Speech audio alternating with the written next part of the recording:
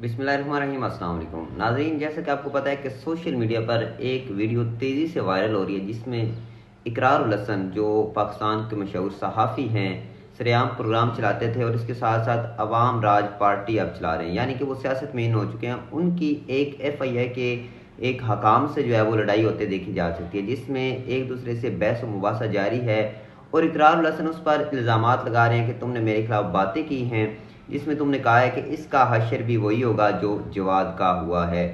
तो उनका ये कहना था कि तुम अगर FIA में नौकरी कर रहे हो या फिर सरकारी नौकरी कर रहे हो तो तुम्हारा कोई हक नहीं पहुंचता, तुम हमारे टैक्सों पर पढ़ रहे हो, तुम्हारा कोई हक नहीं पहुंचता कि तुम ऐसी बात करो।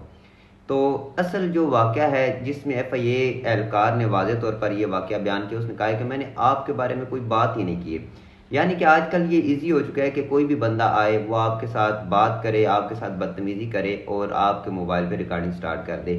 यार सिंपल सी बात है, अगर इकरार उल हसन इतने अच्छे आदमी हैं, मैं उनको पर्सनली तौर पर लाइक करता था। मैं किसी PTI के किसी भी किसी भी सियासी पार्टी से ताल्लुक़ नहीं रखता हूँ। मैं तो अपनी एक राय दूंगा कि PTI को गोली मारे। उसके साथ साथ अगर आप एक अच्छी पार्टी चलाने का सोच रहे हैं तो आपको ऐसा बिहेवियर कभी भी नहीं दिखाना चाहिए। ये बिहेवियर अगर आप दिखाएंगे तो आपकी पार्टी पे भी कल ऐसा वक्त आ सकता है, आपकी पार्टी में भी ऐसे लोग हो सकते हैं जो नौकरियां कर रहे होंगे।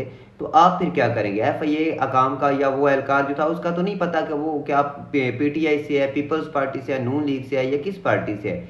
जिस पार्टी से भी वो है, एक तो इस मुल्क में आज़ादी राय का पूरा हक देना चाहिए। दूसरे नंबर पे अगर उसने कोई ऐसी बात की है तो ये कौन सी बात है कि आप उसकी तजलील करें, आप उसकी रिकॉर्डिंग करें, आप जाके उसकी जो मुतलका इदारे हैं उनसे शिकायत करें। ये बिहेवियर बहुत अजीब है। वो एहलकार बार बार कह रहा है कि यार मैंने आपकी बात ही नहीं की, बात ही नहीं की, लेकिन आप